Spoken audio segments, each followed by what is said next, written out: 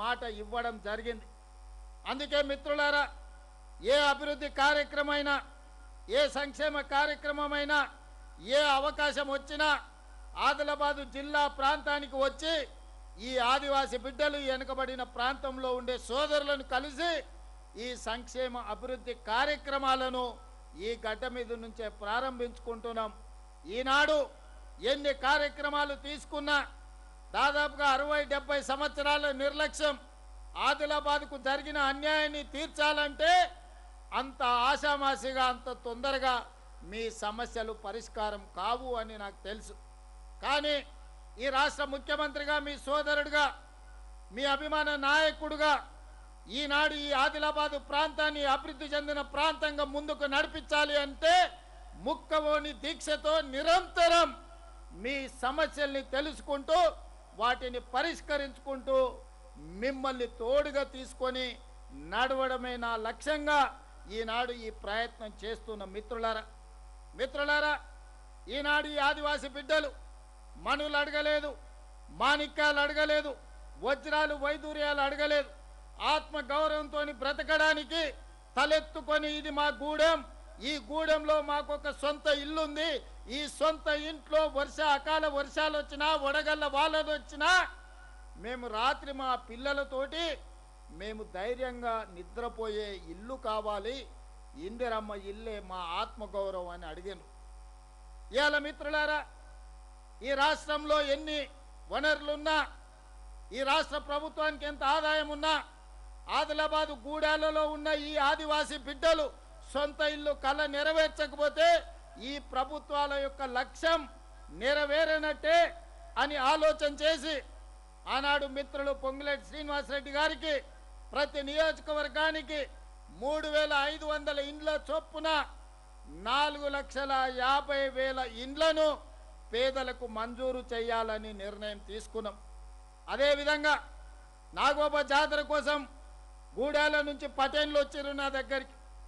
Sir, నువ్వు నాగోబా జాతరకు రావాలన్న తర్వాత ఈ ప్రభుత్వం నుంచి మీరు ఆశిస్తున్నది ఏంది అని గూడాలలో నుంచి వచ్చిన పటేన్లను నేను అడిగిన.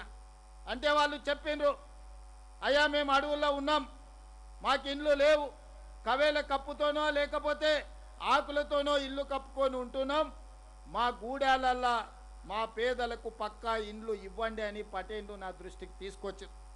ఎంబడే గృహ నిర్మాణ శాఖ అధికారులను పిలిపించి ఐటీడీఏ ప్రాంతాలలో, గూడాలలో, లంబాడి తాండాలలో ఎన్ని ఇండ్లైనా సరే ఆ పేదవాళ్ళకు అదనంగా ఇండ్లు ఇవ్వండి అని మరొక 21,000 ఇండ్లను ఈ ప్రాంతంలో ఉండే గూడాలలో ఉండే పేదలకు ఆనాడు ఇండ్ల మంజూరు అదనంగా చేసి మా ఇన్ఛార్జ్ మంత్రులకు నేను చెప్పడం జరిగింది.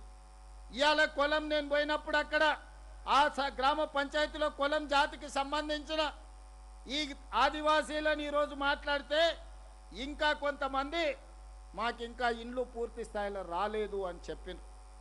నేను ఈ వేదిక మీద నుంచి మా గృహ నిర్మాణ శాఖ మంత్రి గారికి, సంబంధిత అధికారులకు నేను ఆదేశాలు ఇస్తున్నా. ఈ తెలంగాణ రాష్ట్రంలో తండాలలో, గూడాలలో ఉండే ఆదివాసీ బిడ్డలకు 100% ఇందిరమ్మ ఇండ్లు ఇవ్వాలి. ప్రత్యేకమైన కార్యక్రమం పెట్టుకొని స్పెషల్ డ్రైవ్ ద్వారా ఈనాడు ఇన్ఛార్జ్ మంత్రివర్యులు జూపల్లి కృష్ణారావు గారికి నేను సూచన చేస్తున్నా. ఈ ఆదిలాబాదు మొత్తం ఉమ్మడి జిల్లాలో 10 శాసనసభ నియోజకవర్గాలకు సంబంధించిన యువ శాసనసభ్యులు ఉన్నారు. వాళ్ళు ఏ పార్టీ అయినా పర్వాలేదు, పార్టీలు చూడకండి, లేకపోతే వాళ్ళు ఎవరితో ఉంటున్నారో చూడకండి. నా సూచన ఒక్కటే, ఇక్కడున్న వేదిక మీద ఉన్న ఇతర పార్టీల శాసనసభ్యులకు కూడా నా సూచన ఒక్కటే, మీ నియోజకవర్గాలలో ఏ గూడెంలో కూడా పేదోడు గుడిసెల ఉండొద్దు. గుడిసెల లేని ఆదిలాబాదు జిల్లాను నేను చూడదలుచుకున్నా. పార్టీలకు అతీతంగా నేను శాసనసభ్యులకు సూచన చేస్తున్నా. ఎన్నికలు వచ్చినప్పుడు ఎన్నికల్లో కొట్లాడుకుందాం, ఎవరిని గెలిపిస్తారో ఎవరిని ఓడిస్తారో ప్రజలే న్యాయ నిర్ణేతలుగా నిర్ణయం తీసుకుంటారు. కానీ ఈనాడు తెలంగాణలో వివక్ష లేని రాజకీయాలను, వివక్ష లేని సంక్షేమాన్ని, వివక్ష లేని అభివృద్ధిని ముందుకు తీసుకెళ్లాలని ఈరోజు మేము ఆలోచన చేస్తున్నాం. అందుకే వేదిక మీద ఉన్న ఇతర పార్టీలకు సంబంధించిన శాసనసభ్యులకు నా విజ్ఞప్తి ఒక్కటే, మీ శాసనసభ నియోజకవర్గాల పరిధిలో ఎన్ని గూడాలు ఉన్నాయో గూడాలు తిరగండి. ఈ ప్రతి గూడెంలో ఉండే ఏ గుడిసె కూడా ఉండొద్దు. గుడిసెలున్న వాళ్ళందరికీ ఇల్లు ఇచ్చే బాధ్యత నాది. ఆ చిట్టా తయారు చేసుకున్న బాధ్యత మీది. ఇన్ఛార్జ్ మంత్రి జూపల్లి కృష్ణారావు గారికి కూడా ఈరోజు నేను సూచన చేస్తున్నా. మీరు వచ్చే అవసరమైతే 4-5 రోజులు ఇక్కడనే గడపండి. రాత్రి మగళ్ళు మీరు తిరగండి. నియోజకవర్గానికి ఒక రోజు ఇవ్వండి. ఆ ప్రాంతంలో ఉండే సంఘాలతో మాట్లాడండి. గూడాలను గుర్తించండి. ఐటీడీఏ అధికారులకు ఆదేశాలు ఇవ్వండి. జిల్లా కలెక్టర్లను నిరంతరము పర్యవేక్షించమని ఆదేశాలు ఇవ్వండి. సంవత్సరం తిరిగే లోపల ఆదిలాబాద్ జిల్లాలలో ఉండే గూడాలలో ఒక్క గుడిసె కూడా ఉండడానికి వీల్లేదు. వాళ్ళకు అవసరమైన అన్ని ఇండ్లను మంజూరు చేసే బాధ్యత రాష్ట్ర ప్రభుత్వం తీసుకుంటుంది. దానికి సంబంధించిన నిధులను తల తాకట్టు పెట్టైనా తీసుకొచ్చి ఇండ్లు కట్టుకునే వాళ్లకు నిధులు ఇచ్చే బాధ్యత నేను తీసుకుంటా. ఇవాళ ఇల్లు మంజూరైన ఏ పేదవాడినైనా అడగండి. పని పూర్తయిన ఎంబడే వాళ్ళ ఖాతాలలో నగదు పడుతుందా లేదా మీరు ఆలోచన చేయండి. ఇవాళ 1,20,000 ఇండ్లు పూర్తి అయినాయంటే 99% ఇండ్లు పూర్తి చేసుకున్న వాళ్ళ ఖాతాలలో 100% నగదు వాళ్ళ ఖాతాలలో బదిలీ అయ్యింది.